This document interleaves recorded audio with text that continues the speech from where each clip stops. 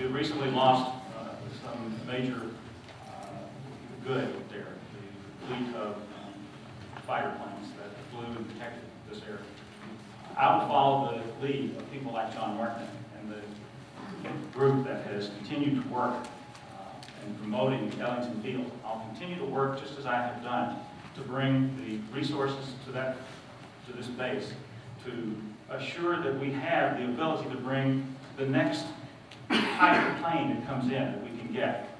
And I have been meeting regularly with Colonel McNeely on just this exact idea. The AT-6 is what we are hoping we may be able to bring in. To do that, we have to have the infrastructure like a new fire station that is one that's antiquated. And we won that $7.5 million support for that legislation last year.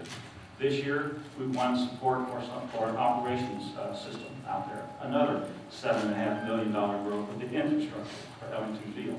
Those relationships make a difference, ladies and gentlemen. And I will use my leadership to continue to build my community and make it a better place in which to live. Mr. Olson, 2 minutes. Well, thank you very much.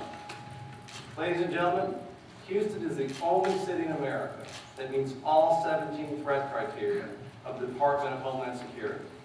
And I'm sorry to tell you, that means that there's no bigger target for terrorists in America than our home right here. We must increase our security and armed forces presence. And to me, that means building up the forces at Ellington Field Joint Reserve Base. As the Congressman alluded to, the 147th Fighter Wing was decommissioned earlier this year. We no longer have a permanently based air interceptor presence at the base.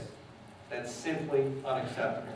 If I'm elected to Congress, I will fight to bring the most modern, state-of-the-art fighter aircraft, the F-22 Raptor, the F-35 Lightning II, and have a squadron permanently based at Ellington Field where they can be in the air at a moment's notice to protect us from those who want to harm us.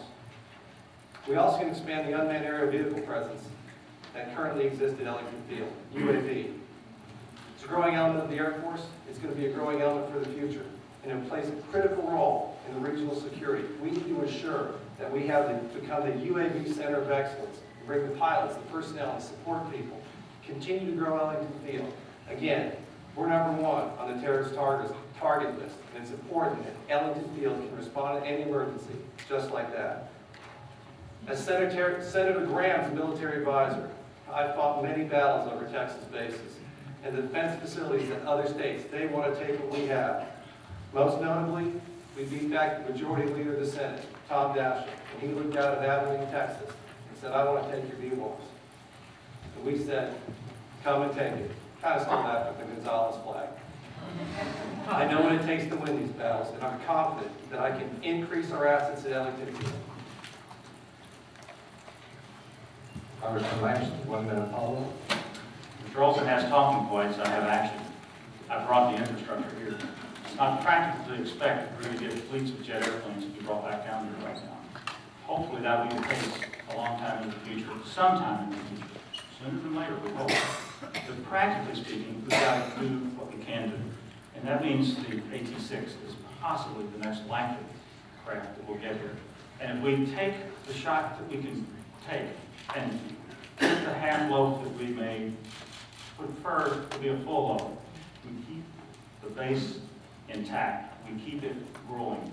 As long as we have the infrastructure here, as long as I have the support of, and they have the support of me out at that field, and I understand what the real needs are, I'll be able to work through the people that are appropriate, like Chet Edwards, who is the chairman of the Appropriations Subcommittee that makes these decisions. We'll be able to continue to grow Ellington Field, and we'll see it become a flourishing base where a lot of people will have a lot of benefit, including the veterans who are served with the facilities out here as well.